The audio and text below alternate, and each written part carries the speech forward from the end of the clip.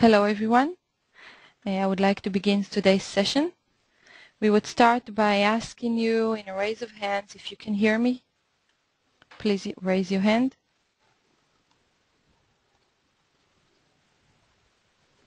Okay, so we will begin. I would like to welcome you to our Sysaid 7th certification. As if no one is listed on the newsletter, so this is me, Sarah Lav. I'm the CSS director here at Sysaid. I'm 35, mother of 2. I've been here in Sysaid from the beginning, like about 7 years. We would, in April, we would have our 7th birthday for Sysaid, so I'm here from the beginning. Always did support.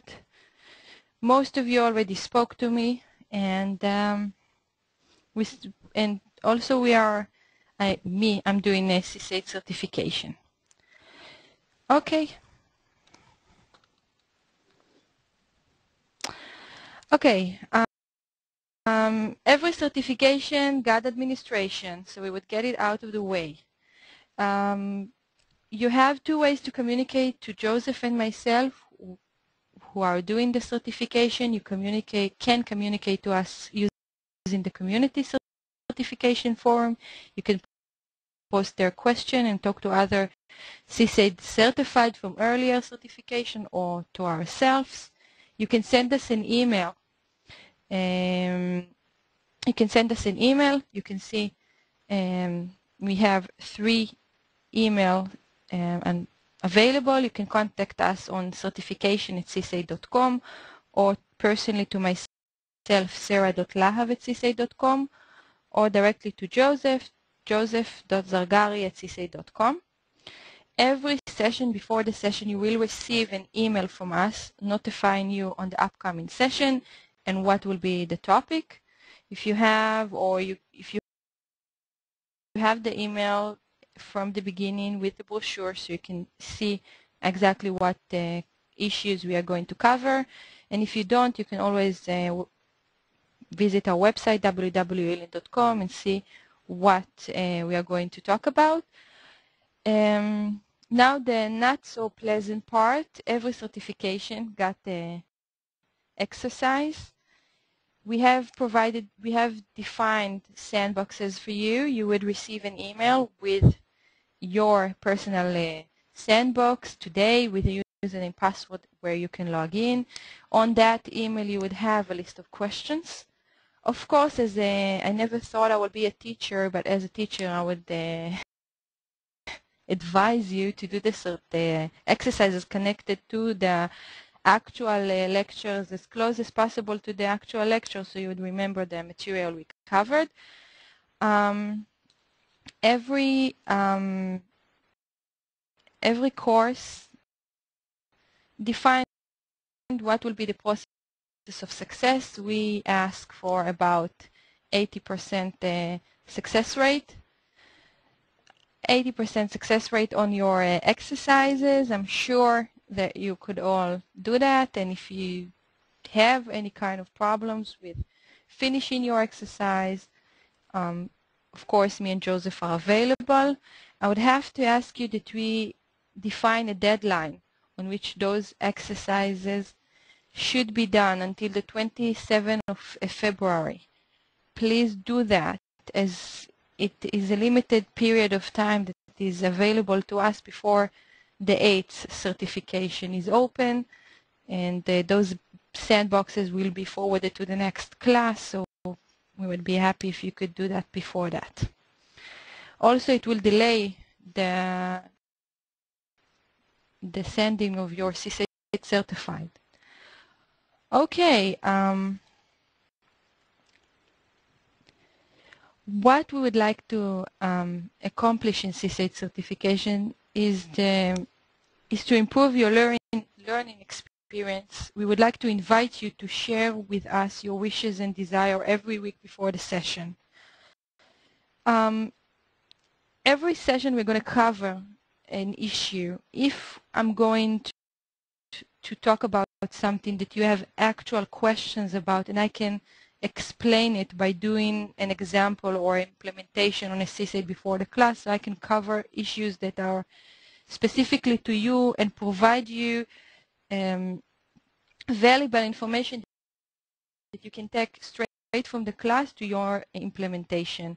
I can tell you that it was a huge success in our last certification. People actually send me email. If we are going to talk about on Monday, we're going to talk about Sysaid implementation and working procedure. If you have any question regarding that, provide me the working procedures, how you would like your organization to work, and I can make an example and show you exactly how to do that. We want to introduce your challenges to other participants and demonstrate how to implement the solution. For example, we would like to prevent technicians from closing service requests without answering or entering a solution. This is a very common request, for example, that a lot of people wouldn't want their technician to close a ticket without defining exactly what they did to prevent it. It's also take you, if you will enter this specific information, when you implement the ITIL, and we do cover it about the 5th session, you would see that it will be much easier if you have this information. So this is an example. If I get a question like that in the appropriate session, I would be able to provide an example for that. Okay, overview. Sysaid certification course has been divided into 8 sessions. The first session that we are going to have today will be a milestone for successful implementation. We are going to cover the actual installation of Sysaid. Sysaid Basics is what we're going to have on Monday, and we're going to cover working procedure and the logic of implementing working procedure in Sysaid. Sysaid IT tool, we are going to cover all the options that we have to monitor SNMP, everything that is connected to asset management, remote control, and so on. The fourth one would be measurement tool. We are going to introduce to you our reporting tool, our dashboard tool, every builder or timer that you have in order to measure your current or implemented working procedure. Customization, that's a very popular session. We're going to show you exactly how you can customize Sysaid, the forms, the HTMLs, the notifications sent to your users. We're going to show you how you can make Sysaid more speak your language than what we have by default. Sysaid ITIL, we're going to show you, we are going to cover real quick what ITIL means. It's going to be pending how many of you have actually implemented or have this module. And we're going to real quick show you what Sysaid ITIL means, what exactly is the power of this tool, what exactly you can do with that, and of course how you can improve and save money. Maintenance and troubleshooting. This session we are going to talk about what you can do for yourself if your Sysaid server is down, and if the tools we are going to provide are not going to help you, we're going to explain to you exactly what the information you're going to can provide to us in order for us to answer you quickly. The last session is actually, I think, is a present to you all. We're going to give you a personal conference with all the heads of IT, of Sysaid IT. We're going to have here the development department, the development director. We're going to have here the CEO, the sales and marketing, our product manager, which will show you a roadmap and share it with you. I'm going to be here, Joseph is going to be here, and I think now is a really good point to ask you to have all your questions, things that you would like to ask our management, our team, the people that are thinking what would Sysaid look like tomorrow, ask them questions, suggestion, and so on. This is like a personal meeting with our best Sysaider.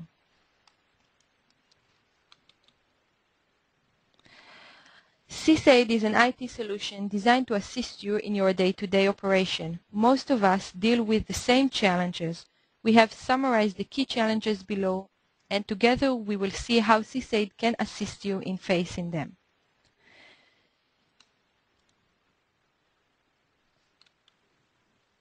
The first challenge is reducing emails and phone calls. I'm sure you're all facing how you would like some peace and quiet so you'll be able to work. Focusing energy where it counts is a challenge that basically says that how Sysaid can help you, that in minimum time you would be able to solve a ticket that is currently open in the system. Future proofing, it's if we will be able to identify problems before or where you actually have mishaps in your system and actually focus on solving them, it will actually save you money in the long run. Reducing time spent on incidents to minimum. We're going to show you what the tools currently available in Sysaid, like remote control and chat, that will be able to assist you in reducing the time your technician spends on tickets. Improving service quality. Of course, everybody is facing some kind of internal SLA or external SLA. We're going to show you how you can actually show improvement on those SLA. Improving decision making. We were going to show you how the information is available in Sysaid. Of course, there is a lot of information available in Sysaid. We're going to show you how you can make how we can draw efficient information in Sysaid that can help you set goals for your IT department. Okay, so with no further ado, I'm going to put Joseph with the speaker, and he's going to start today's session. Thank you.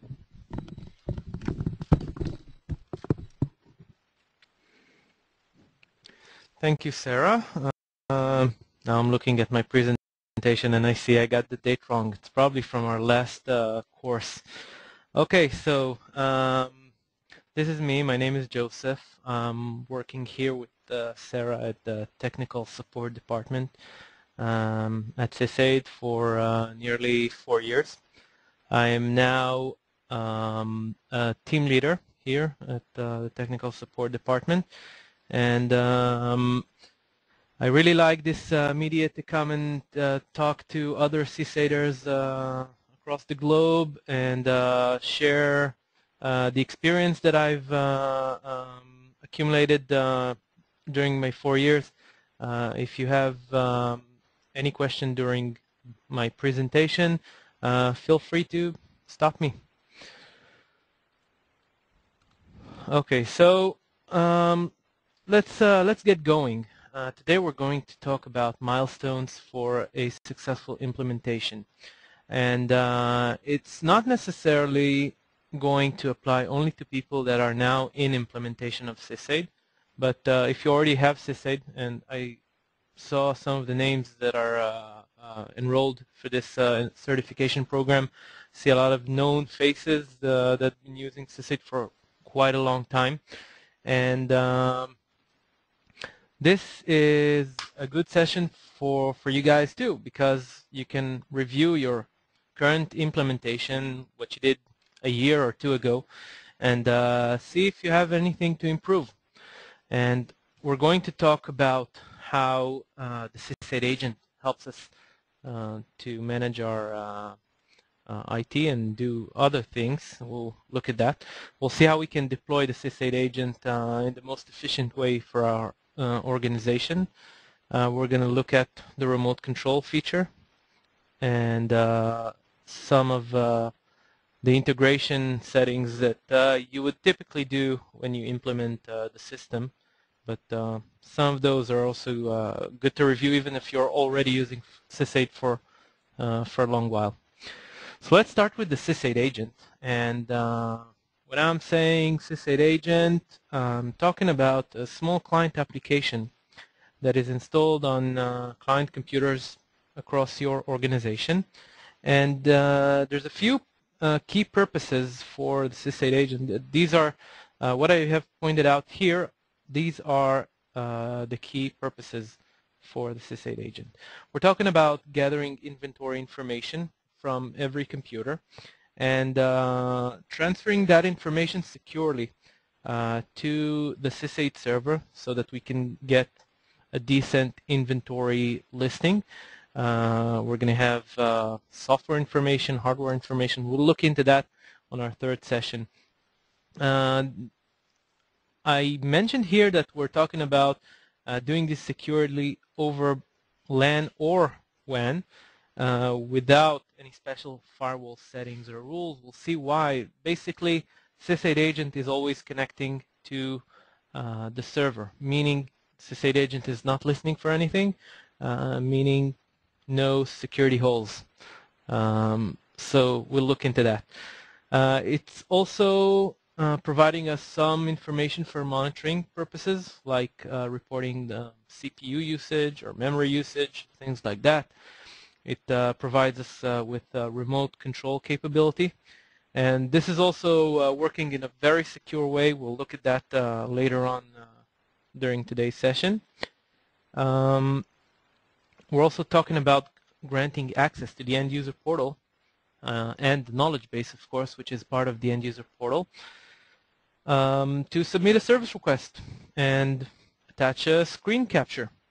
So that's another popular use of the Sysaid agent. Most people think that this is the main feature, but it's not. You see, there's a lot more to it. And since our latest release, 6.5, it also allows the administrator to invite the end user to chat. So that's a really cool feature. Okay, I want to start by installing the Sysaid agent and see what it's all about. So I have a Sysaid installation right here. Just go right ahead and show you where to get it. Under the main menu, if you go to Preferences, scroll down to Downloads, click on this link, Download Sysaid agent for Windows. It's going to download that small client application. I'm going to run it right now. And this is going to do the installation of the Sysaid agent on the machine I'm at right now, so that it would report inventory information, all the good things we were talking about on my slide. So it's a pretty easy installation process. We're looking at 3 fields here, and you can get those that information from that same downloads page. If you scroll down, you have the server URL, the account ID, and the serial key. So all I have to do is just go ahead and copy and paste and proceed with the installation. Now, I have a really good tip for you on this. Okay, always when you have Sysaid installed on your network, always set up. I mean, the URL that's going to show will probably be the computer name and or maybe the IP address of that server. My advice to you is to set up a new record on your DNS, maybe a CNAME record or just a normal A record, to point to that server, so that if you want to switch and move Sysaid to a new server, you're not going to have to go ahead and reinstall the Sysaid agent on all client computers so that they will be aware of the new URL. All you have to do is just change the DNS record to point to the new server. Whether if you did a CNAME record, you're going to point to the new server name, or if you did an A record, you can just point it to the new server IP. This is going to make your life much easier when you decide to move Sysaid to a new server, so keep that in mind. I'm going to proceed with the installation. It's a rather easy and quick setup to run through. When it completes, it starts running, and it's running as a service in the system, and it's going to start collecting inventory information and report it back to Sysaid here. So we have this little NA icon with that generic icon. That means that Sysaid agent connected to the server sent the information. Now Sysaid server is waiting for a good time to process that information and put it into the database. Okay, it may take a minute or two because Sysaid is waiting for idle times on the server so that it could process it without interfering with other uses of the system. So we're gonna wait a moment and then try to refresh and see if we get it back. Yeah.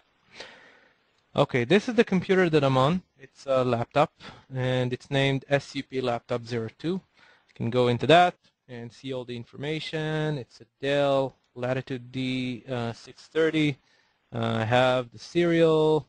I have the manufacturer. I have all the information here. Now, if I go back to my slide, I want to talk a little more about where you can put that Sysaid agent. Okay, we have a little network diagram here that some of it may represent your network, some of it probably might be irrelevant, but I just took all the popular scenarios and I tried to put it into one slide. And what I got was a data center in which one of the servers holding the Sysaid server. And we've got Linux servers and Wintel servers and virtual servers, all kinds of servers running here. And we can set up the Sysaid agent on these machines. Keep in mind that the agent we were talking about is designed for Windows platforms, meaning Windows clients and Windows servers. We have a separate agent for Linux and a separate agent for Unix. So we're not going to cover that, but you should know that these agents are there. If we're looking into the local network, we're looking at laptops, workstations. We're talking about Macintosh systems. We also have an agent for Macintosh. We also have SNMP devices, which we'll look into at our third session. But it's not only that. Sometimes we have remote networks that are connected with, maybe we have a lease line connecting that remote location to our headquarters. And maybe we have other locations that are connected maybe with a VPN or maybe even over the internet. Maybe there's no VPN. So you can make Sysaid accessible externally over the internet, and then client computers can connect and report inventory information over the internet. So this is a typical network diagram. Let's talk about some of the default settings. You saw that during my installation here, didn't really ask me much. It only asked me for three parameters, which was the Sysaid server URL, meaning where do I post back all the information that I gathered. The account and serial just for verification so that you're not reporting to a server that you're not authorized to. It didn't really ask me anything else. Okay, for example, the desktop icon shortcut name is Sysaid. If I minimize, let's refresh here. Okay, I've got it here. I have a shortcut named Sysaid here. Okay, it's not. It didn't ask me for the name. What if I want to change it? That's just one of the default settings. It also has a default settings for a hotkey, meaning if I hit F11 right now, it would start the Sysaid agent to get me to the end user portal to submit a new service request. There's run method, meaning it runs as a service, and if we quickly go to the services console, I can show you the service.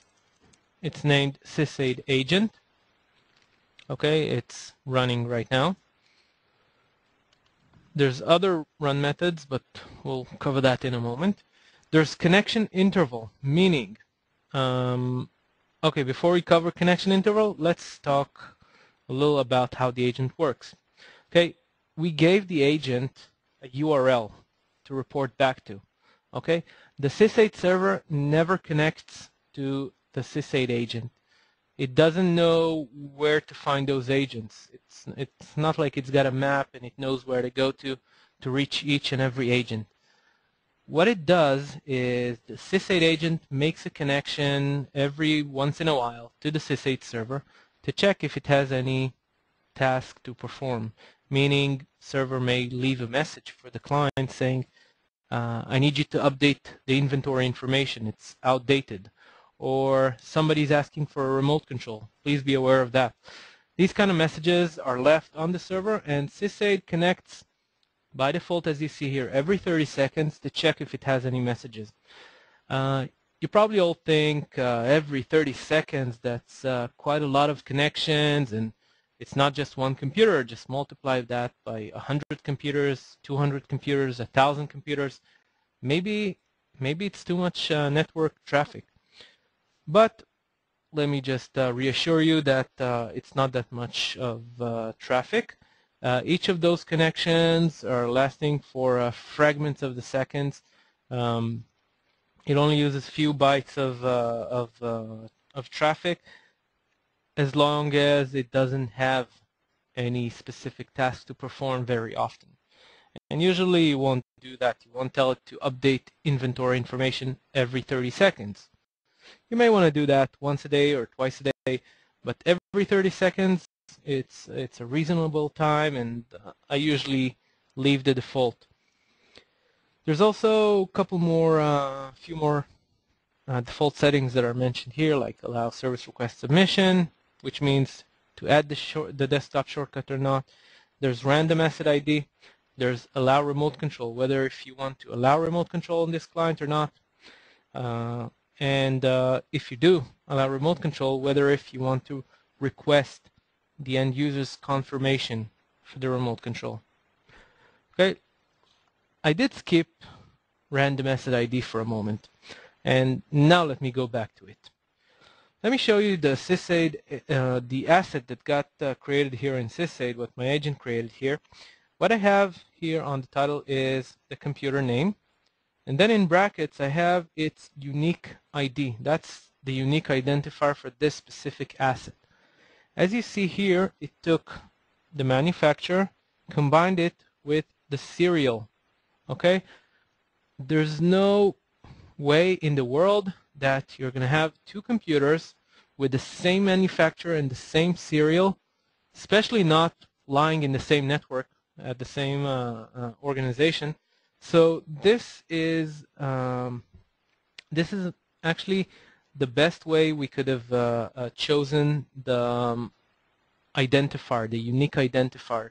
We used to have the MAC address of the network card as the unique identifier, but sometimes it caused trouble because there are virtual network cards, like I don't know, VPN connections that create a virtual network card, or maybe even VMware. When you install VMware on your machine, it's going to create virtual network cards, and they always have the same MAC address. You have two computers like that, they both get the same asset ID. It means that they're both going to report into the same asset or overwrite each other. So that's why we changed it, and now we have this format of the manufacturer and serial, but only for well-known vendors like Dell, like Lenovo, like HP. I think Toshiba, we started supporting Toshiba too here. So it supports well-known manufacturers. If you have computers that are I don't know, assembled by, I don't suppose you do that. Not many organizations do that. But if you do use computers that are assembled by a non-well-known vendor, then you're not going to get that. You're just going to get the MAC address as the unique identifier like it used to do.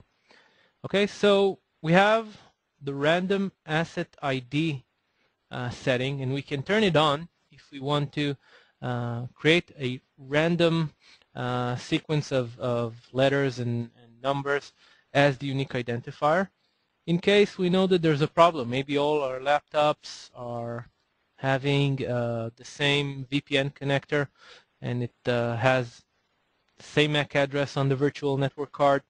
And to prevent to prevent it from overriding each other, you could use the random asset ID. But again, only if these laptops are not from a well-known vendor. Okay, so keep that in mind. Okay, that was the Sysaid agent. Let's see if anybody has a question about that. And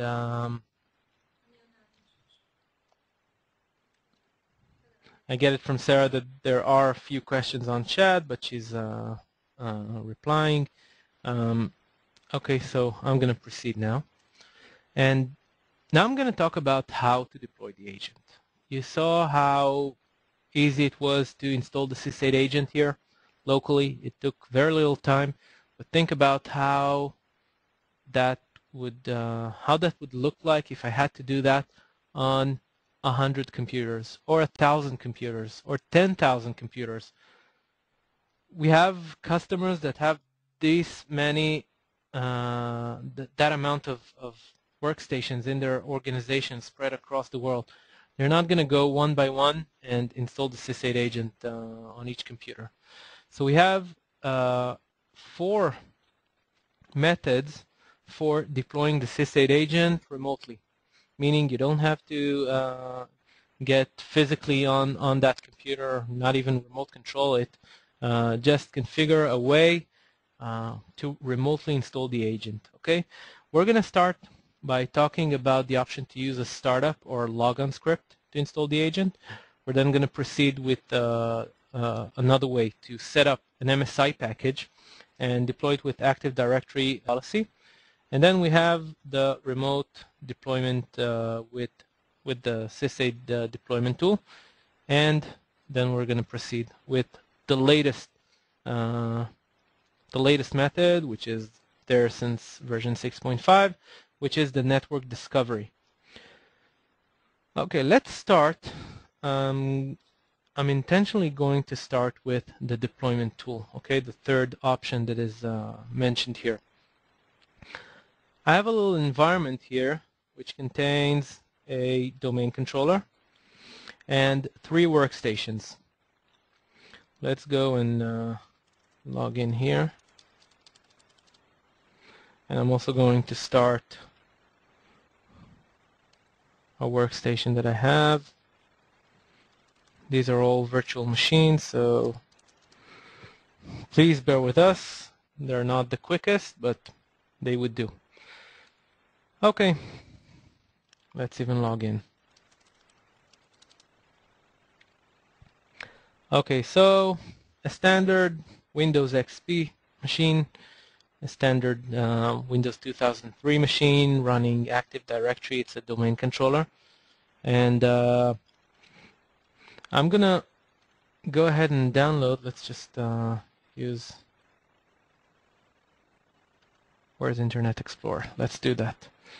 I explore, hope that's going to run. Explore. Yeah. Okay, let's go to our system. It doesn't support JavaScript. Maybe if we could add that to the trusted sites, I suppose.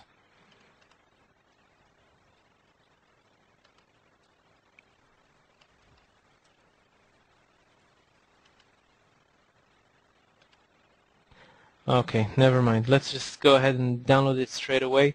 Let me just show you what I'm downloading. If I go to Preferences and then Download, same page we got the agent installation from. This one was the agent. This is the administrator tools. Okay, it's a package that includes the deployment tool and the remote control viewer. Okay, that's probably going to be needed by every administrator in the organization that's going to need remote control capabilities, but also for those who need to deploy the Sysaid agent before looking at it doesn't even let me download. Let me download it here and transfer it over the network.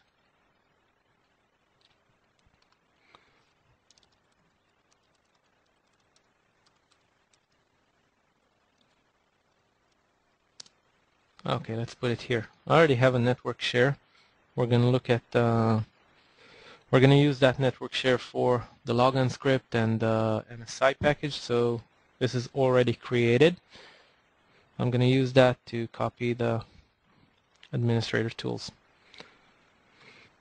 It's taking a little longer than I thought to download. It's going over the internet from United States back here to Israel, so it takes a little longer, but should complete in a moment.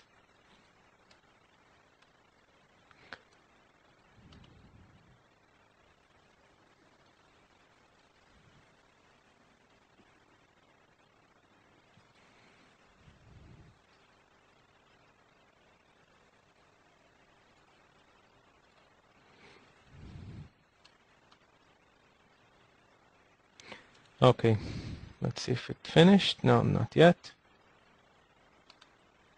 Oh, Firefox froze on me. Oh, there it is.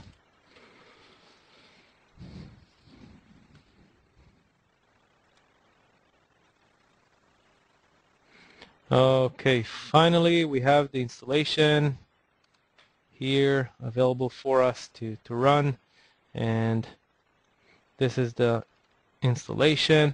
It's very similar to what we saw with the Sysaid agent installation. Pretty much the same wizard, pretty much the same information that you need to provide it, and the same tip I gave with the server URL also applies here. Make sure to set up an extra record on your DNS, so later on when you need to move your Sysaid server to another machine, it's going to be easier for you. All the clients we're going to deploy to from this deployment tool will take that information. Okay, so we'll complete the rest of the installation. And well, first of all, just notice that this is the Sysaid remote control viewer. It started immediately after installation. But that's not what we're here for. We're here for Sysaid, the deploy Sysaid tool. What we're getting here is a small application that we can use to find workstations in our domain and install the Sysaid agent on them remotely. Okay, before I do that, let's look at the settings that we have available. First of all, login settings. By default, it's going to use the same login information that you used to log into this computer when he logged on. So if you're not logged on with an administrator account, you must have a domain administrator account to deploy the agent to all computers. So go ahead and enter the information here with the password, of course. Hit OK, and that's going to use these credentials to deploy the agent. Okay. Now we also have the list of computers here. I can select all computers. I'm not going to do that right now. I'm just going to select one, and under Action, I can click. Before we do that, let's look at the other settings we have. Kind of dropped from my mind. Edit settings. We can go and see what the settings that we have available. Some of them we were looking at my slide. We have the source directory and destination directory. I wouldn't go ahead and change those because actually this one is dynamic. If you're deploying to a 64-bit operating system, it's going to have to set it to program files x86. Just leave it at that. The server URL, took it from the installation of the deployment tool. Message URL, again, these are not things that you would want to change. If you are required to change your server URL, just go ahead and reinstall the administrator tools. Proxy settings. If you need to use a proxy server to connect from the client computers back to the server, okay, not the other way around, not from the deployment tool to the client computers, but from the client computers back to the Sysaid server. If a proxy is required, this is where you would set proxy server and the proxy port. If you want to change the shortcut name, remember the default is Sysaid, or the hotkey, which has default of F11. Logging, if you want to set a higher log level, like if you're trying to troubleshoot something, and we'll look at troubleshooting later on the series, but this is how you would set up debug logging level. That's going to give you a lot of information to the log file, and I wouldn't go ahead and deploy Sysaid agent with debug just by default, but only if you want to troubleshoot a problem. Okay, it's just to prevent all the information writing back to the agent log. Custom shortcut icon. Okay, if you want to set up a different icon from the default, this is where you would point to it. Then we have the run method, which, as I said, by default it is set to run as a service, and my recommendation is not to touch that either. And when running as a service, it's going to have the refresh interval of 30 seconds, meaning every 30 seconds the client computer will connect back to the Sysaid server to check if it has any task to perform. This is when you're running it as a service. If you set it to run using task scheduler, which is not the best idea, it would only run once a day at the time you specify here, and it's a 24-hour clock, so keep that in mind. It's going to start just once, check if it needs to perform any task, and then shut it down, or run during login process, and then it means that it won't run when nobody's logged on to the machine, which is not the best idea. You may want to have remote control when nobody's at the workstation. So again, run as a service is the best way to go. Personally, in my 4 years here, I never had any scenario that I recommended on using any of the other run method. So run as a service is really 100%. That's really what you would always want to use. Then you have the submit service request shortcut, if you even want to put the shortcut on your desktop. Generate random asset ID, which is off by default. We talked about the asset ID. We have some of the remote control settings, whether if to enable remote control, whether if to require end user confirmation, whether if we want to install a mirror driver, which accelerates performance on slower networks. And then we have the confirmation. The confirmation box would say attention, and then it's going to show that message. Notice that this is a variable that represents the username. This is actually, I think, yeah, I think it's also the username of the administrator. It just tells the end user who's the administrator that's trying to connect. Then they have the accept button or the refuse button. That's what they're going to see. Let's start by deploying this to a remote workstation, which is on the network. This is that workstation, okay? I can deploy by clicking on that button, or remove it or undeploy it by using that button, or I can just go through the menu and use action, deploy to selected computers. It's going to start the deployment. I have the details showing that it succeeded. If it succeeded, then I have, that's the icon that I didn't have here before. And now it's starting to gather all the inventory information and report it back to the Sysaid server. Just like we saw with my laptop here, it's going to do that. And we didn't really have to visit that computer or disturb the end user who's using that computer at the moment. Nobody noticed that. It just completed the installation in the background remotely. It's very easy and efficient. And if we're looking at just using it for one computer, it doesn't seem that that glorious. But you can select all computers and deploy to all of them at a single mouse click. Now, I went ahead and I went straight into searching by domain. This is the domain. Cert is the domain we created for the certification program. It's just a lab environment with a single domain controller and 3 workstations. And I can also find computers not by domain name, but by a network scan. Meaning, I know there's a range, an IP address range that I can look for, and let's say I'm trying to go between let's say 100 till 255. I can even go from 1 to 255. I'm going to decrease the timeout because if the timeout is 300 milliseconds, it's going to wait each and every IP address before it tries the next one. It's going to wait 300 milliseconds, which is too long for a local network. 30 milliseconds is more than enough, so I'm going to use that. Now I have it here under network scan, that range.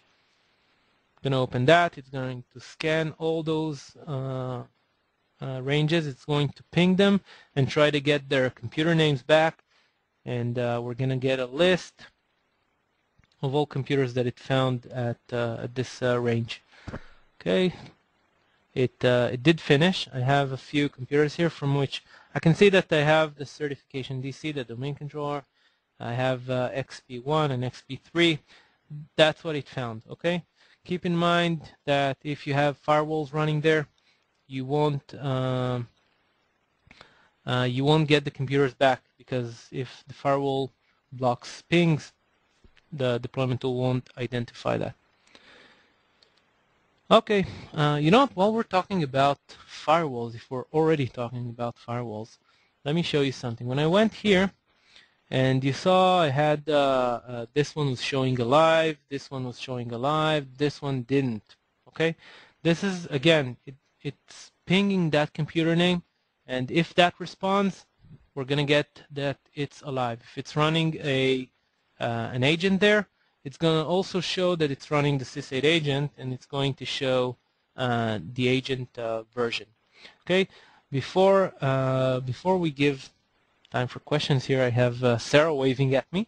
I just want to show how I turn off. I guess there's a firewall there. I'm going to turn it off, and we'll see how it also shows up as alive.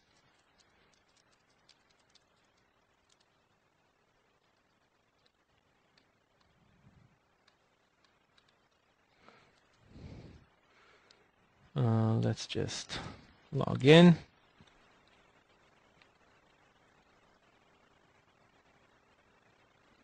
And look at the Windows firewall. Yeah, that was on. Now if I turn it off and go back here, I'm going to have to collapse the tree view and expand it again. Now it also says that it's alive. Okay, notice that? And it's also running Sysaid agent on it. Okay, so this is the deployment tool. Now let's give time for questions.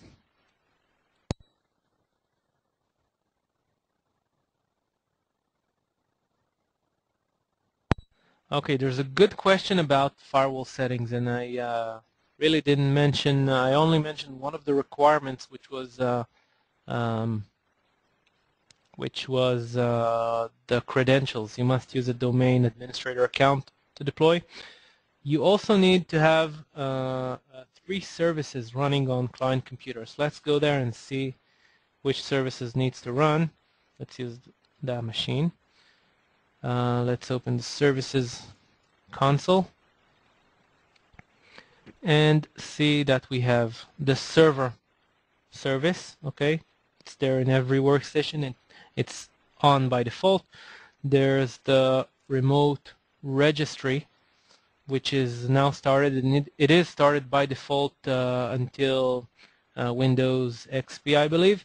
Since Windows Vista, Microsoft decided that remote registry should be off, so they disabled it by default. So if you want to use that tool, you're going to have to maybe use group policy to set all your client computers to turn on remote registry. So that's important. There's also another service. Which one was it? I think it was remote procedure call. Yeah, that was RPC. you need that one started as well. That's also started by default, even in Windows Vista and Windows 7. So these are the three services. We're also looking at having the C dollar share accessible, meaning if I go to cert XP1 to the C dollar share, it's gonna open up. And I don't know, maybe it's blocked, maybe it's disabled. This is an administrative share in every operating system. It should not be turned off.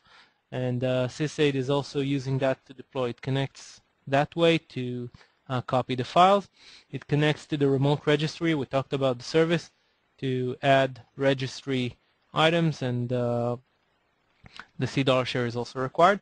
And since we're talking about remote registry and network share, of course we need to have ports that are used for that. And I don't remember the exact list, but I think those are default ports for file sharing and remote registry and all that. I will get the deployment requirements, and I'm going to gonna have to find that during our break, and I'm gonna display that on our break. I understand we have another question.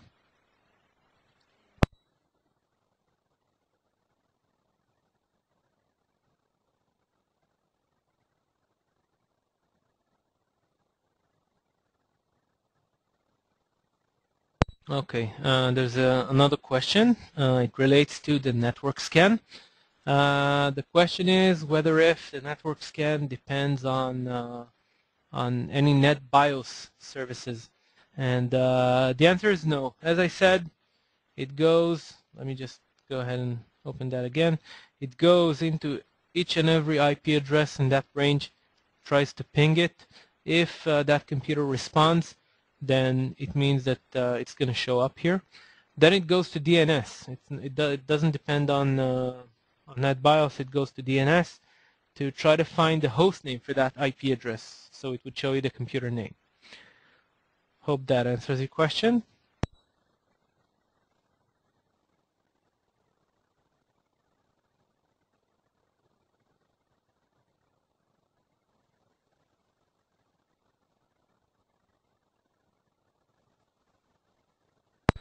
Okay, another good question. Somebody's asking about remote locations that are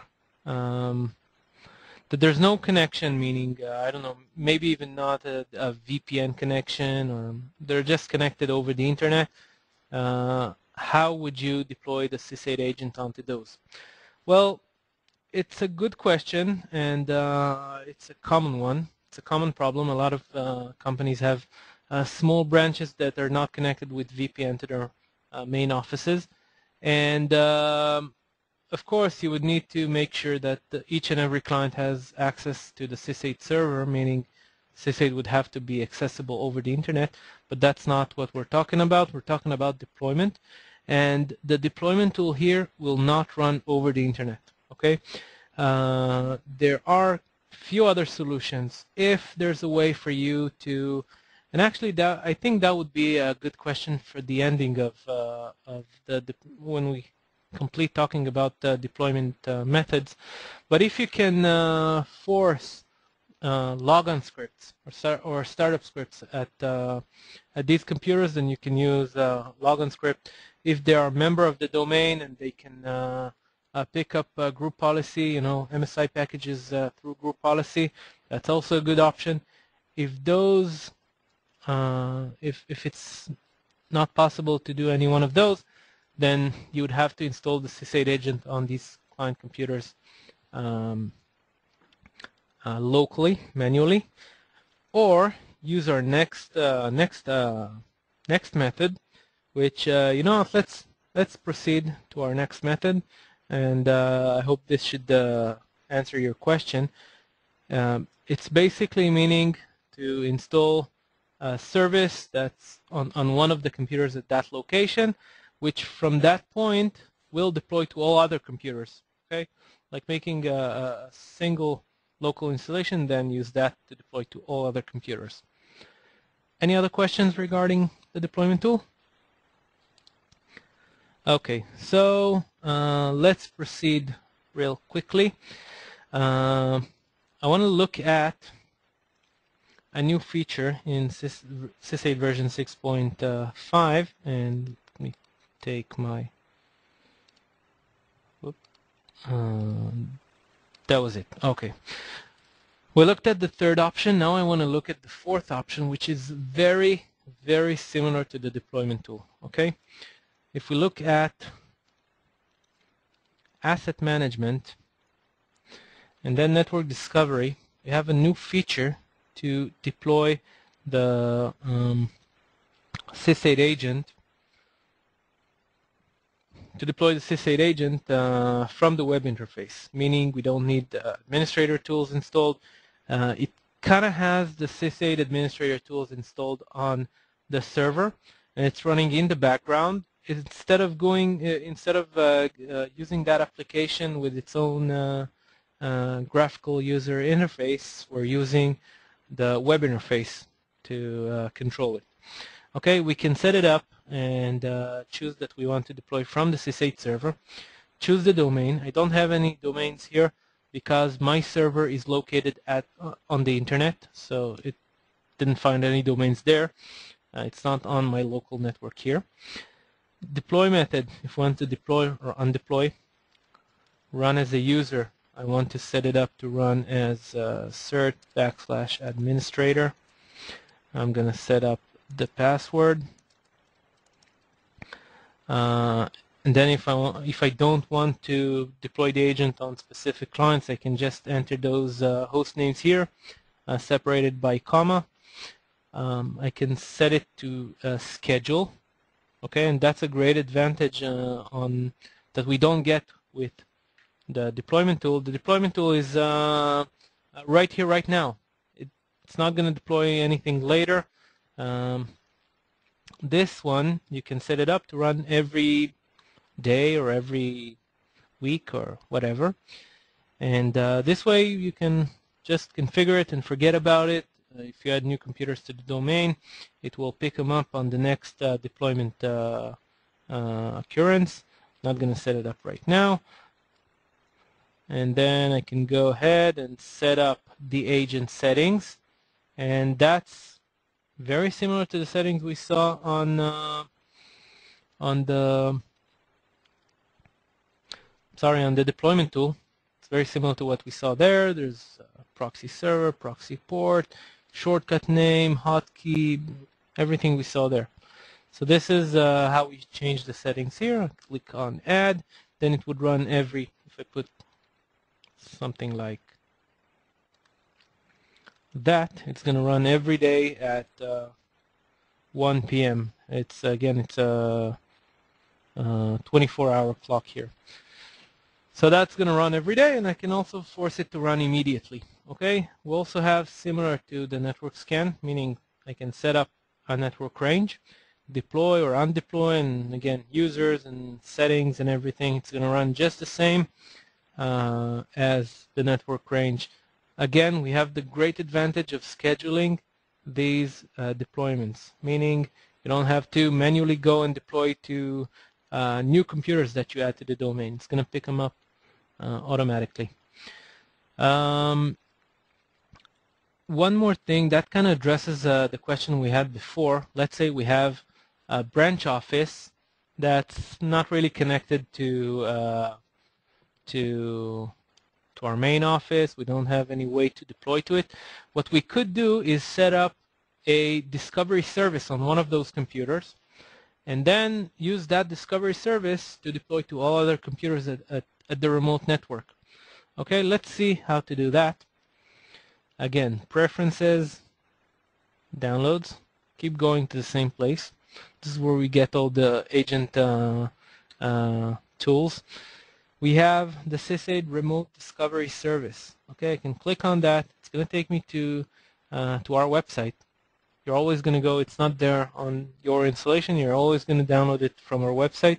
We always keep the latest version. Okay, I'm not going to download that because it's going to take too long. I have it here on my network. I have 6.5. Let's go here, and this is the installation. So let's run it right now.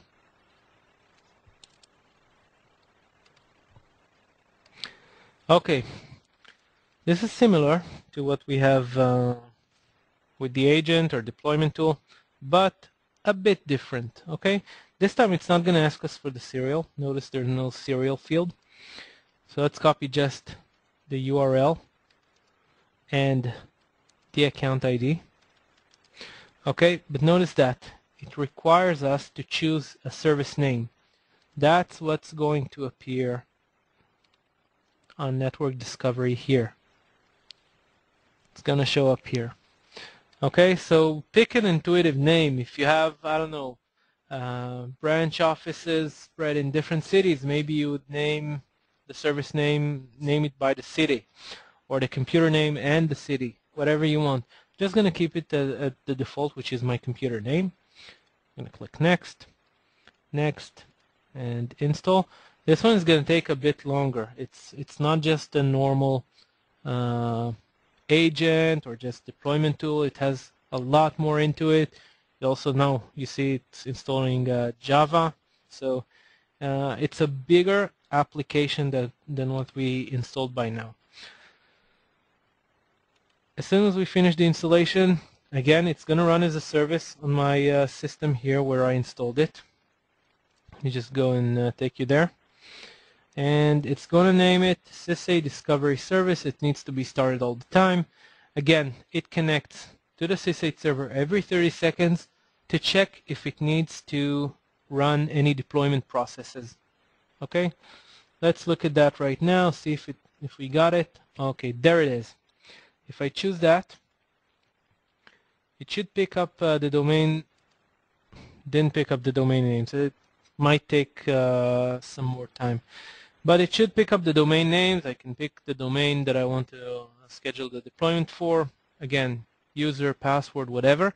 This time it's not going to deploy from the Sysaid server. It's going to deploy from that remote discovery service. So that's what you can use for remote locations. Just install one at every remote locations and use that to deploy to all other computers at that network. Any questions about the discovery service?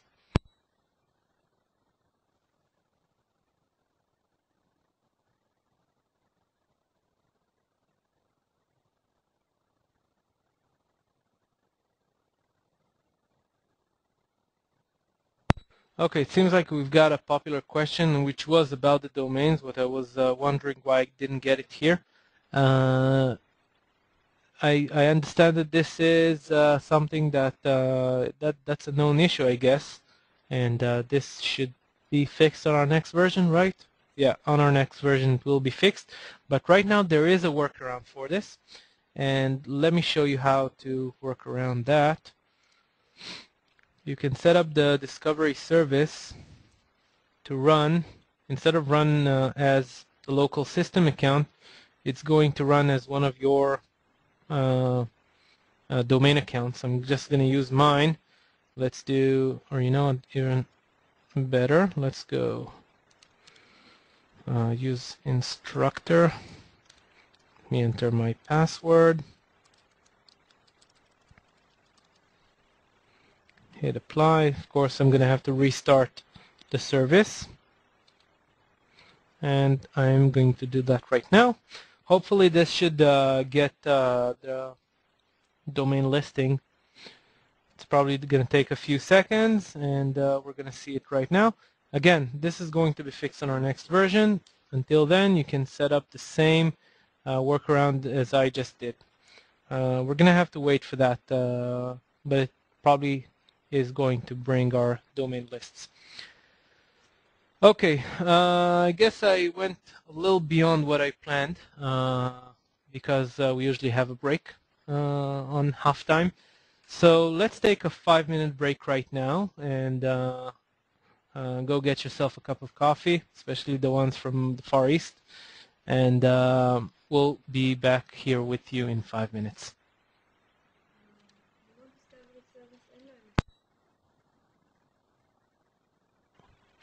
Let's proceed.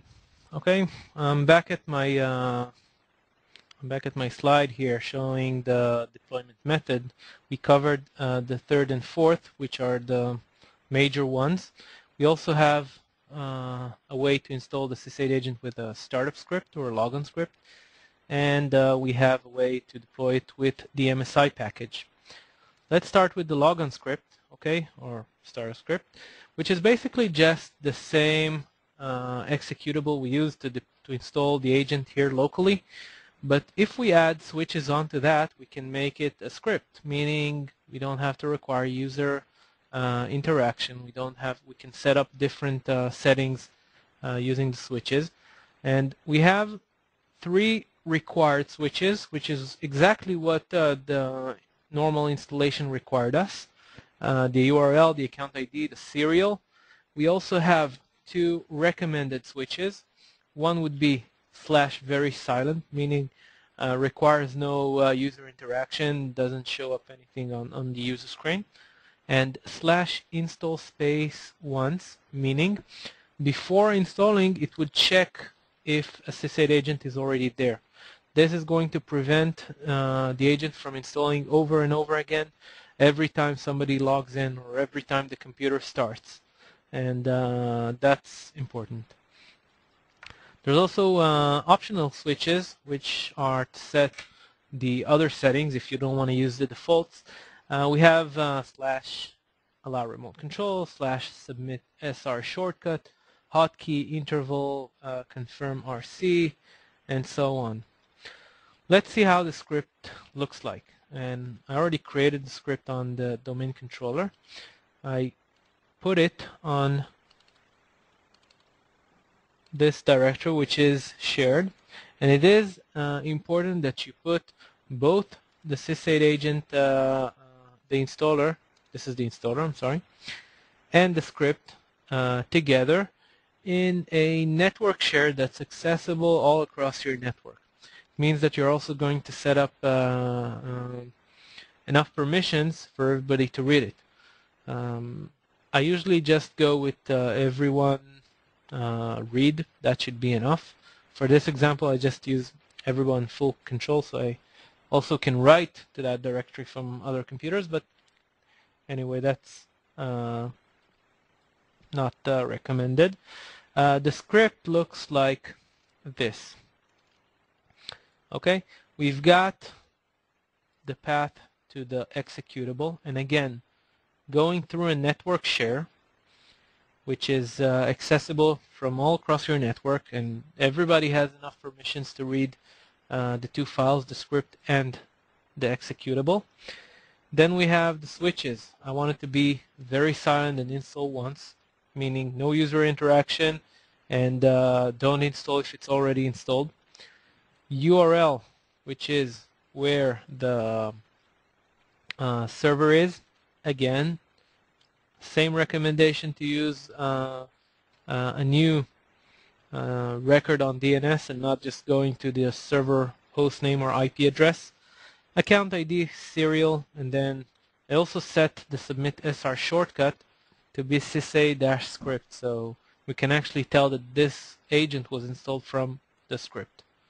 Okay, if I just double click on that, it would install the Sysaid agent on this machine, or actually maybe it won't because it already has an agent on it, so the install once switch will prevent it from installing again. But I'm just going to quickly go through how I set up the policy. I created an OU on my domain here. I put certxp2 there, the only computer that should take this script. I apply the script with group policy, and you have 2 ways of doing that. One would be here under computer configuration, and that would be a startup script, or you can do it under user configuration, and that would be a logon script. Okay, there's big differences between the 2 options. Okay, if you set it up with a logon script, it it means that it's going to run every time somebody logs in, okay? And it's going to run with that user permissions, meaning if the user doesn't have permissions to install applications on their workstation, it's not going to work. The users must be administrators on their local machines, or maybe even just power users, but again, this is not a very easy setup. But if you go here and put it as a startup script, which is what I recommend, it will run that script when the computer starts, before the user gets the chance to, hit Control-Delete and log in. It's going to run before that, and it's going to run with the local system account of that computer, meaning that account has permissions to everything. It's kind of like an administrator account on that machine. It has permissions on all file system, registry, everything. So that could work. So I applied it here as a startup script, and again I pointed to it with the network share, network UNC, and not just a local C:\\share. That wouldn't work because each computer will look for the script locally on their drives. That's not going to work. So just point to the UNC. And I took certxp2 and started it. I already did that, so you don't have to save all the time. It did install the agent. It did set up the desktop icon here with sysaid-script. Okay, so we can actually tell that this was installed with the script. And that's about it. I didn't change any other settings, so it's not like I can check. Everything else is set to default. Does anybody have a question about the logon script?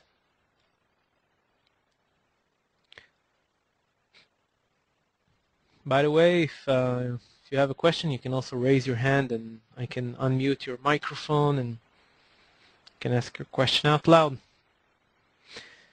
Okay, nobody's raising their hand, so I'm just going to proceed. Let's just close that. We don't need that anymore. Oh, there actually is a question.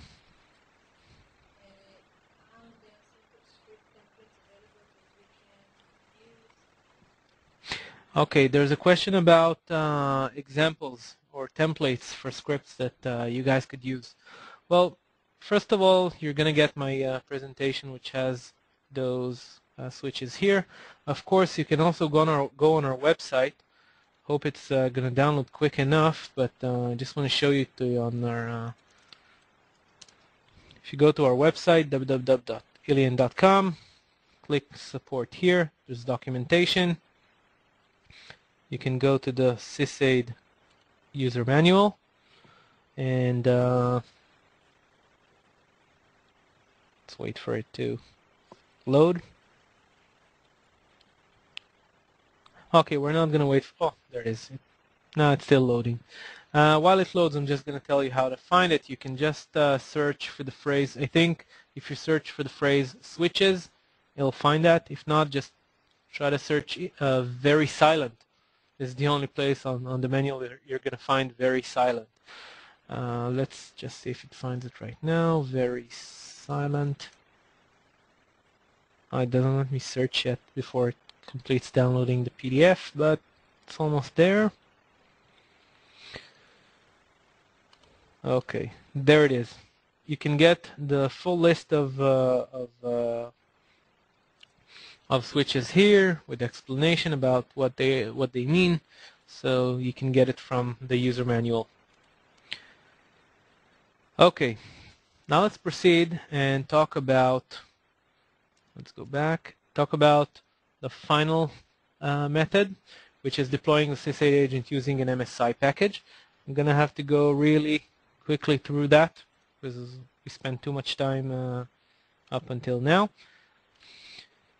Some of you who already did MSI packages probably know that application I'm going to open right now, and it's Orca. Orca is used to modify MSI packages. Okay, I'm just going to go. By the way, the same MSI package is downloaded from that downloads page in the preferences menu. So you can download that, open it with Microsoft Orca.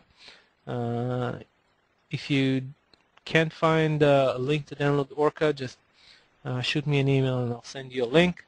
What we have to do here when we load it, just go to Property on the left bar, on the Tables bar, and then here we get list of properties and their values.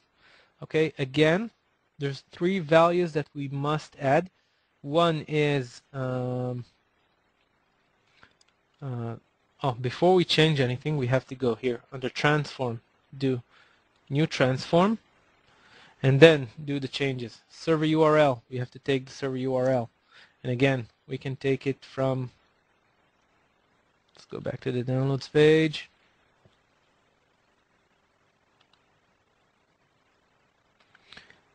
By the way, you can get the MSI package from here. There's instructions. Actually, that's even better. This is where you can probably get the link. Oh, this is the link to get Orca. So these are also things that you can modify. You have detailed instructions here. Basically, what you need to do is just paste in the server URL, the serial, and the account ID, which is here. And then if you want to change, I don't know, allow submit SR, meaning whether if to put a shortcut on the desktop, change that to no. Allow remote control, you want to prevent that to no. When you finish doing all your changes, just generate transform, save it with an MST extension. This file includes only the changes, meaning you're going to take the original MSI file and you're going to apply the modifications onto it, and that's the configuration all clients will get. Okay, I'm not going to do that because, as you see, I already have one. I already created one. Now, to apply it, again, I created an OU with cert XP3 there and went to group policy, created a group policy object for it, and under software installation, I did new package. I went there, notice that I went there through the UNC, not through C share. It's not going to work this way, it's not going to work. It also tells you cannot verify path is a network location. It warns you. Okay, so just make sure to go through cert.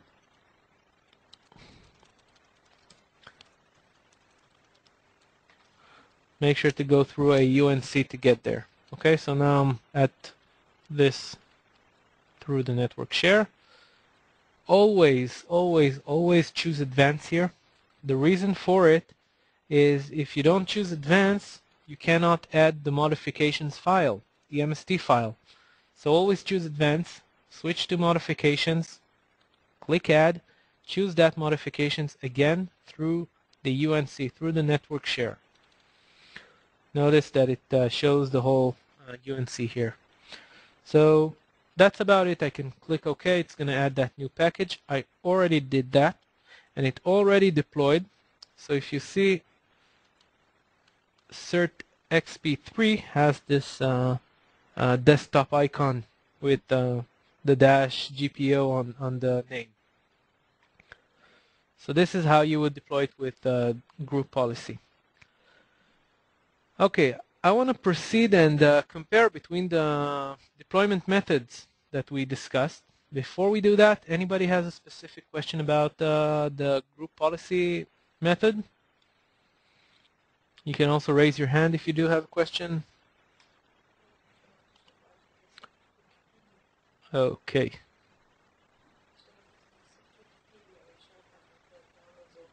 Oh, somebody actually recommended how to get Orca Softpedia, I think. Softpedia.com. You can get Orca from there. But again, if you go through our downloads page on the MSI package, you have a direct link to a page on our website with instructions. Yeah, everybody agrees. Softpedia is a good place to get applications. Okay, so let's proceed with with our comparison. And let's just skip those. Okay, we talked about the 4 deployment methods, and we started with the deployment tool, which was very quick and easy to install. You saw I just specifically chose those computers that I wanted to deploy to, and it was very easy and quick. Okay, the settings are very easy to modify. You have a nice little GUI, and you can change all the settings there. You get immediate indications of errors. If we failed to deploy the agent, then we would have an immediate indication of it. And it also has the modifiable desktop icon, which I didn't mention. The only method that has this is the deployment tool and the network discovery. MSI and Logon script still don't support that. We're hoping to get that feature in there in the future. There's a big disadvantage to the deployment tool, which is that new computers, when you put new computers into the domain, into the network, they don't get the agent until you actually go there and force and initiate the deployment of that specific computer. That's a big disadvantage. You don't want to go ahead and do a deployment every time you add a computer to the domain.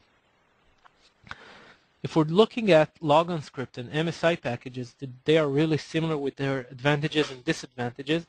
They automatically apply to new computers. When you add a new computer to the domain, it's going to pick up the startup script or MSI package and put the agent straight away. Very fast.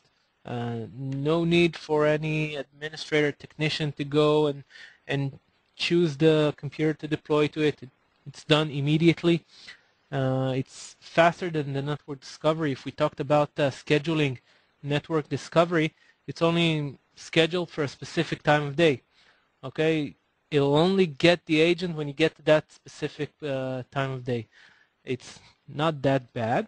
You know, waiting a few hours for the agent to get there is not that bad. But MSI and startup script are much faster. The big disadvantage is that you don't get any immediate indication about the error, about the success or the failure of the installation. You just put the script there and wait for computers to show up on your asset management in Sysaid. If you don't see a computer, it probably failed to deploy, but you don't get really a good indication about that. If either one of those fail, then troubleshooting is a bit tedious. You have to go through the event viewer, try to find out why these script or packages didn't apply, and try to figure out there. Network discovery is the biggest hit today. You get the best of both worlds. Okay, you get the easy settings, the immediate indication of errors. We didn't see that, but if I go back and show it to you right now, under asset management, when you set up a network discovery, and even if you force it to run immediately, you have the log tab here, which is going to show you if it succeeded or not. So that's a big advantage, seeing that it succeeded, seeing that it failed, what it failed on, what it succeeded on. That's a big advantage on top of those scripts and MSI packages. And it also automatically applies to new computers on the domain, since we schedule it to run. Think about it like a technician working for free and finding out new computers in the domain and clicking on that deploy icon, that deploy button. So this is really the best of both worlds. Any questions on chat? Oh, good question. We get it every time. Every time we get that question, and every time I forget to mention it myself. Some people like to set up their workstation using an image, to make an image of the operating system and all your applications, and just make an image of that and spread it out to new computers. The question is whether if you guys could add the Sysaid agent there.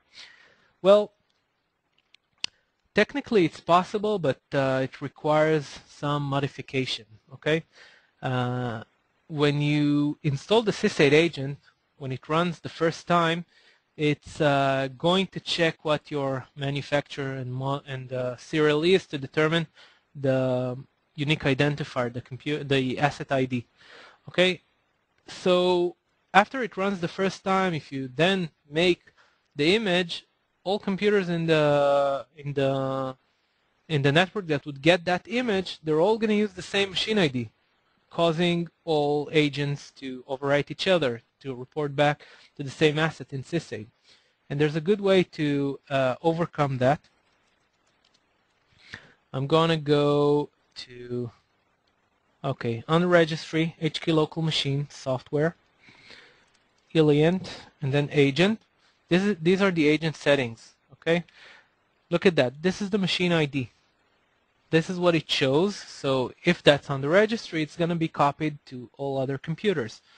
To prevent that, what you would need to do when you want to set it up through ghost image or something like that, before you take the image, go to that registry value and wipe it off. Also, change this first time value to capital Y to tell the agent next time it's running, it's going to tell the agent, this is the first time you're running. Choose your new machine ID and report back inventory information. This is what you need to do to set it up on an image, if you want to set it up with a ghost image. Okay, anybody else has a question? Maybe somebody wants to raise their hand and ask a question. Oh, I have Aaron. Aaron, I'm going to unmute your microphone. Aaron, are you there? Aaron? Okay, Aaron's not there apparently, so I'm going to lower your hand. If you do have a question, please post it on the chat and I can address your question if you post it on the chat. Okay, let's just close all the unnecessary windows. Okay, that should probably be enough. Okay, let's look at the requirements. Oh, I did mention the requirements here. I thought I didn't, but I did. Great. There was a guy asking about the requirements, which ports need to be open. So this is a good list of what requirements are. We talked about the logon or startup script in MSI package must be located on a network share, accessible from clients over the network. Okay, make a network share with sufficient permission so they would have access to it. Regarding the deployment tool, we talked about the three services: remote registry, RPC, and server. Ports, I didn't remember the exact ports, but here they are: TCP 139 and 445, and UDP 137 and 139. 8193 is just a port to identify the Sysaid agent version. Remember, we saw on that list, some of them show the live running Sysaid version. The Sysaid version is pulled through port 8193. It's not required for deployment, but it is required if you want to get the information about which computer is running the agent already. And of course, administrative permissions on the target machine. The network discovery, as I said, it's pretty much the same deployment tool, but running on the background of the server or wherever you install the network discovery agent. So it has the same requirements, the three services, the ports. This time it doesn't have 8193 UDP mentioned because we're not getting that information through the web interface. And of course, administrative permissions. You would have to supply it with an admin account. Any question before we proceed from deployment?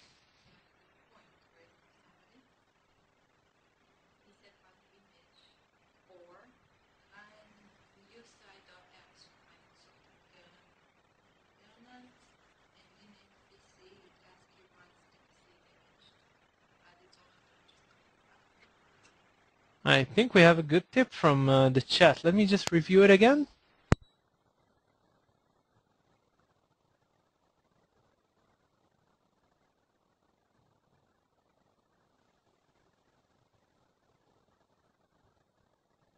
Okay, somebody just gave us a little tip, which probably needs to be tested. I didn't test it yet. Suggesting to run a command named new SID, new secure ID. It's a Microsoft tool when you run when you want to make um, when you want to make an image and you want to wipe out. It's probably something like what's that called? Sysprep, I suppose. The problem is that it's probably not going to wipe out the machine ID that's there on our registry key. So I'm not sure that would work. It's worth trying. But if you just use my method, clearing out the machine ID and changing first time to yes, that's going to definitely work for you if you use a ghost image. Okay, let's proceed. Let's talk about remote control. Okay, now that we have the Sysaid agent deployed all across our organization, we talked about one of the purposes is having remote control capabilities. And I did say that it is very secure, and now we're going to see why. Remember, the client computers are, just points of reach back to our network. If a client computer is hacked, it's probably going to mean our entire network is exposed. So it's very important for us to not put anything that could be of any hazard. So let's see how our remote control architecture works into that warning that I just gave. The Sysaid agent, as I said, runs on the client computer, connects back to the Sysaid server.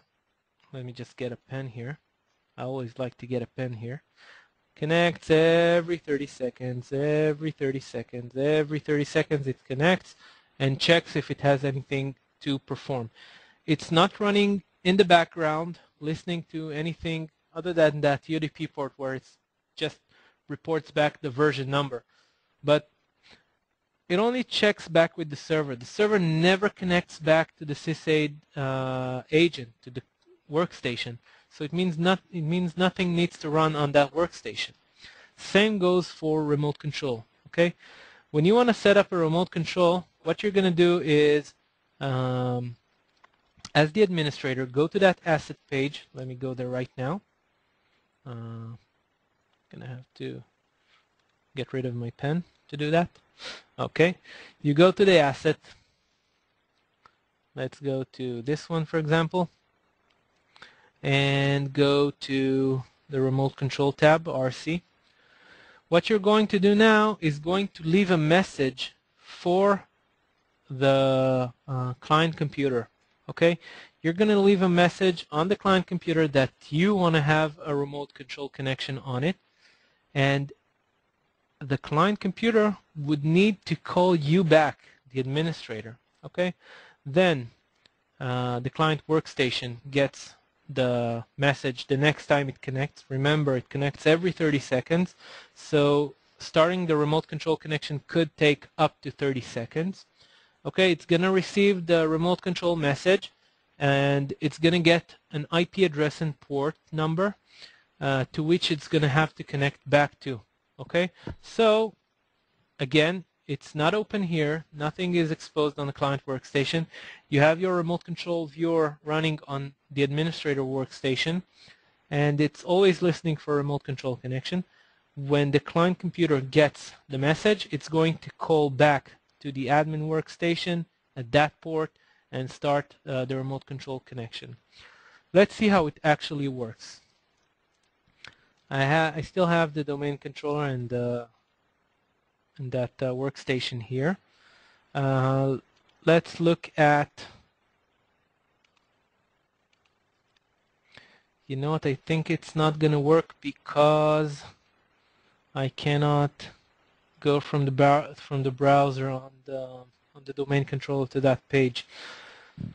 Let's just simulate it here. Okay, let's go close the domain controller. Let's say the domain controller is the workstation from which the admin wants to take control over the workstation. Okay, so notice that icon. It's listening for connections on default port 4228, and it could also listen for encrypted connections, and it'll say that in brackets here, encrypted. Okay, just notice what mode you're in. Okay, and that's important because when you go there to start the remote control connection, you need to choose if it's encrypted or not. Okay, you also need to set the port, that's the default. And then you need to set the IP to which you want the client computer to connect back, which is your IP address. Okay, let's just check what the IP address here. CMD IP config. It's 10.1.21.222. Let's do that. 10.1. What was it? 21.222. Okay. I'm sitting at that address. I have my remote control viewer open, and I'm listening for connections on 4228. I'm waiting for non-encrypted connections. Okay. Remember, don't have the encrypted in brackets here. Now I'm going to leave that message to the client. Every 30 seconds it connects, so we're going to have to wait up to 30 seconds for it to get the message. Oh, it says that it already received the message, so the client computer should have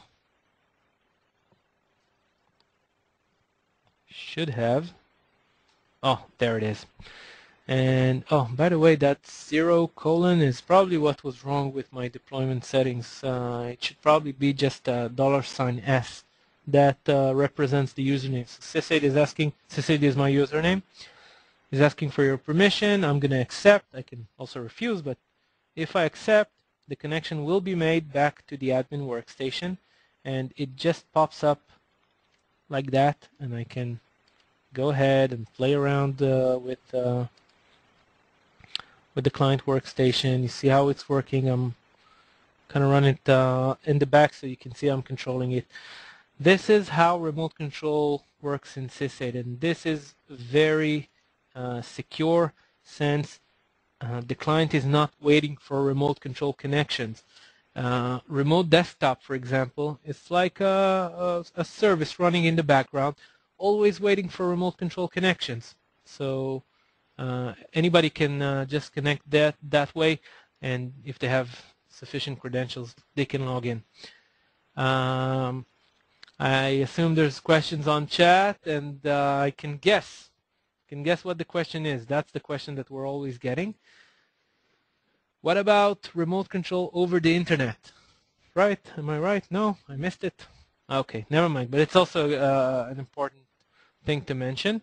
Let's say you're sitting at the company headquarters. A sales guy is traveling around the world from an airport to an airport with their laptop.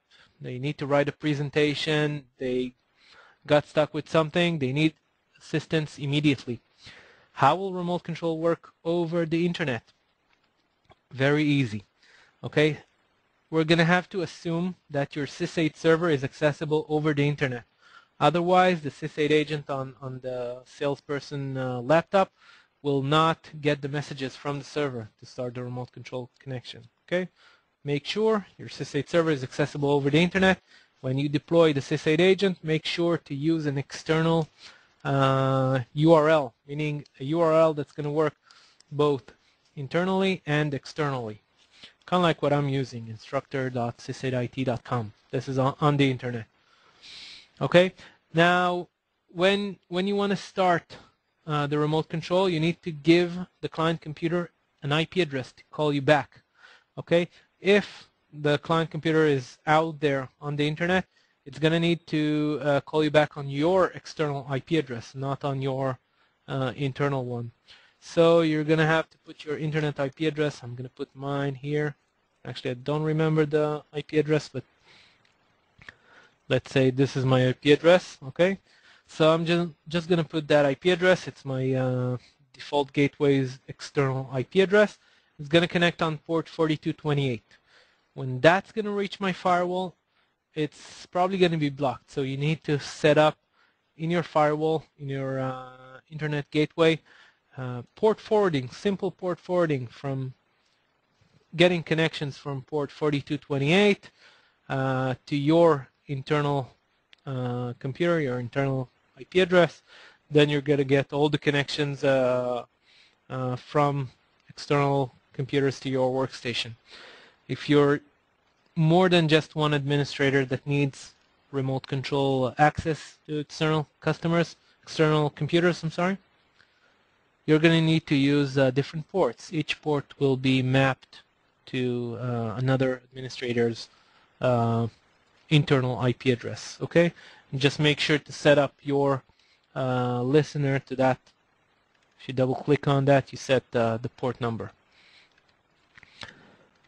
Now let's see if we have any questions on remote control.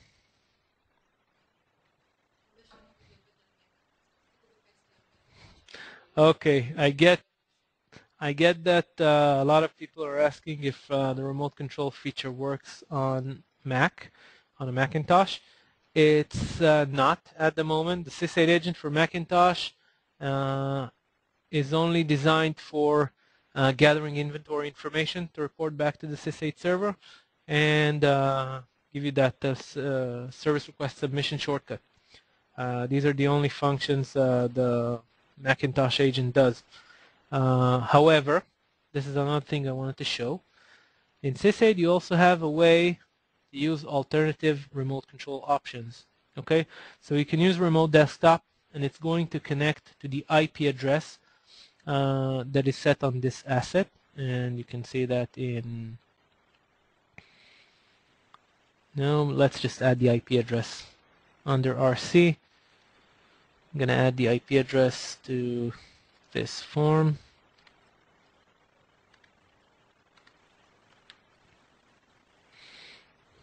It detects my external IP because the server is over the internet. But if you run a local installation, you connect locally, it's going to show your local address. When you click connect, it's going to open a remote desktop connection to that address. But if we're looking at Macintosh, I do think that Macintosh, that Ultra VNC has a version for Macintosh. Not 100% positive, but I do think that it is. So you can use this alternative method.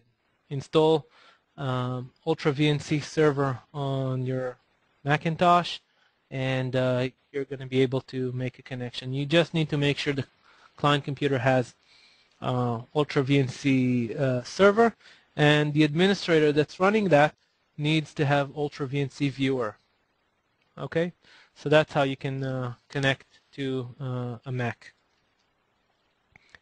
Any other question on chat?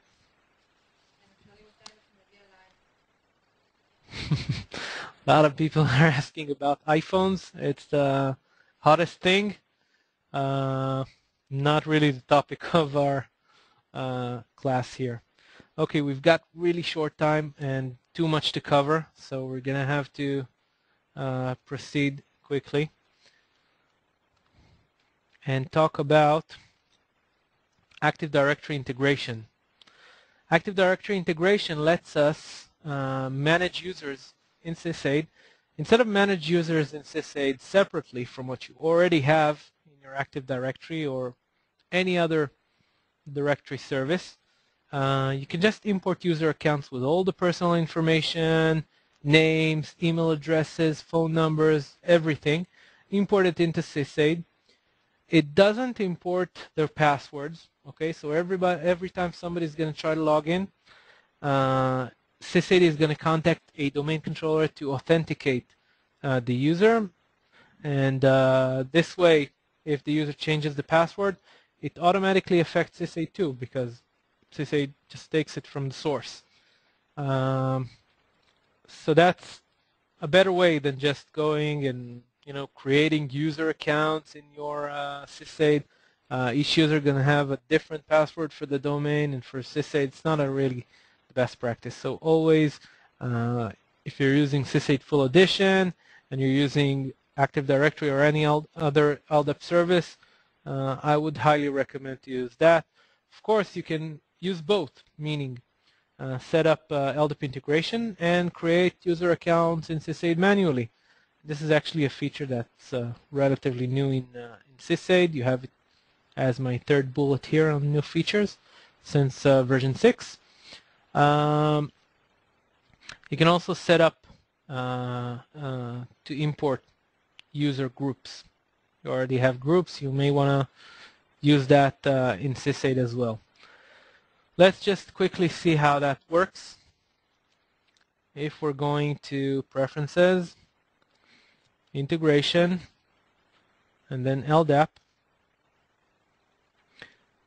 I see that it's already there, but let's just run the wizard through again. Okay, you're going to need to set up the hostname. This is we're talking about Active Directory only. There's the wizard for Active Directory and there's a wizard for Exchange 5.5, which doesn't exist anymore anywhere, but it's still there. Most of you probably use Active Directory, so just choose Active Directory. If you use, I don't know, Novell or Lotus Notes or things like that, you're going to have to set it up manually, not through this wizard. But since almost everybody uses Active Directory, let's just give that as the example. I'm going to enter the host name for my domain controller. Okay, and it has to be accessible from the server. My server here is on the internet, okay, and my domain controller is on my local network, so I'm contacting it with the internet address, okay. LDAP port is by default 389, or if you enable LDAP over SSL, it's going to be 636. Enter a user account. Doesn't have to be an administrator. I'm just using the administrator because that's what I know. But it doesn't have to be an administrator. Each user account with read permissions on the domain should be enough. My only recommendation here is to use a user account that has a non-expiring password, so that LDAP integration won't break every time the password expires or the user changes the password. Just make a service account just for that. Configure it to have a non-expiring password, and you should be all set. And the domain name. My domain name here is cert.loc, short for local. But this is my DNS domain name. And in Sysaid, when you set up Active Directory integration, you must use the NetBIOS domain name. Okay, very important. The old style domain name. Some people call it pre-Windows 2000 domain name. So just use that. Click Check Settings to test the connection. It should either show you an error message or a success message. Since it's going over the internet, it's taking a bit longer to test. But it shows me that my connection succeeded. When I click Save, I can go and try to do the import user accounts from Active Directory using this button here, Refresh User List from LDAP. You'll see all the user accounts here. These are all the users that I imported from that domain previously. Okay, so just keep in mind that the import is done automatically when the Sysaid server service starts. Okay, that's the only time it starts. It refreshes user automatically. You can go here and force the refresh to happen if you know there's a new user in town. But you can also set up a schedule. That's also a new feature in Sysaid. You can schedule a time for it to run every day. At the same time, it would pick up new users that it finds, and you're going to get an updated list. An important note here in LDAP integration: if you have a user that's disabled in your Active Directory, disable the user, you probably, if users are leaving the company, you probably don't delete them straight away. You probably disable them for a certain period of time and only then delete them. So if a user is disabled in Active Directory, it's going to import into Sysaid as disabled user. It won't use any user license that you have. Okay, it's not going to waste your user licenses. Okay, so that's important. If the user is active in Active Directory, if it is enabled in Active Directory, but you don't want that user to have access to Sysaid, and just go ahead, select that user, and just disable it here. So the next LDAP refresh will not re-enable it because it's disabled in Sysaid. I know we kind of exceeded our time, but if you do have a couple more minutes for me to finish my final topic, which is email integration, I would be most grateful. Email integration is configuration that lets Sysaid connect with your email server and send out emails. You wanted to send out email notifications on service requests, on, I don't know, reminders, monitoring notices. Everything that's sent via email must have a working email integration set, at least for SMTP. SMTP is for sending email, and POP3 and IMAP is for receiving email. POP3 and IMAP is for generating service requests from emails that are sent to a designated mailbox. So you can just go ahead, create a designated mailbox for Sysaid. Never use a mailbox that somebody actually works with because they're going to lose all their emails. And set it up here. Enable incoming email integration. Check this if your server requires a secure connection.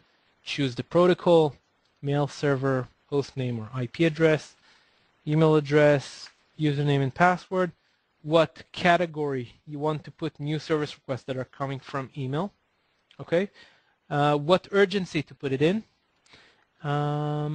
If the email that is getting is actually a reply to an existing service request, it's going to send a copy of that email to the assigned administrator. And you can also set it to change the status of the service request to whatever you want.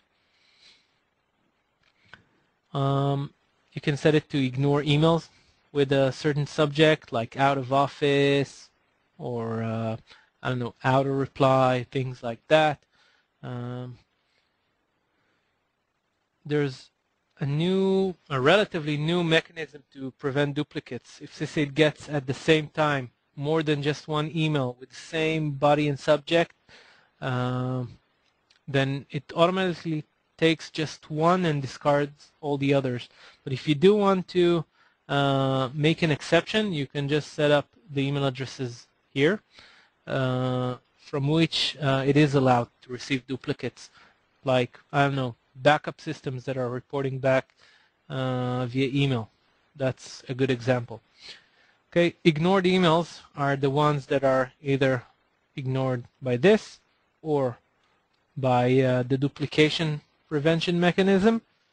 You can set it up to forward those ignored emails to a certain user to, so that a human eye will look at that and make sure that this email is really shouldn't get to the help desk. You can set up email integration with more than just one mailbox by clicking add here, and you're going to get another piece of the LDAP integration. You could do that, maybe just set up one for generic help desk to get service request by help desk. Maybe you want to set up a specific mailbox to receive, I don't know, a system that does monitoring for you or something like that, sends an email on a specific case, then you can set up a specific mailbox for that to give it higher urgency or different priority or things like that. So this is what you may want to use more than just one mailbox. That's about it. Outgoing emails is pretty straightforward. Host name for the SMTP server, SMTP port, which is by default 25, or if you enable SSL, it's going to be 465. An email address from which to send out emails, which is basically mostly not used. If you set up incoming emails, integrations will always send from the incoming email address. so that the system will get the replies. Username and password, if those are required to send emails on your email server. Encoding and content type should probably not be changed unless if you want to set the emails that are sent, if you want to set it to content type of HTML. So that's how you would do that. Change text /plain to /text HTML. That's it. That's it. I took too much of your time, so I'm gonna let you go right now. But if you do have a question, I'm gonna stay here on chat for a few more minutes. I'll be happy to answer your questions. Thank you very much, and have a great day.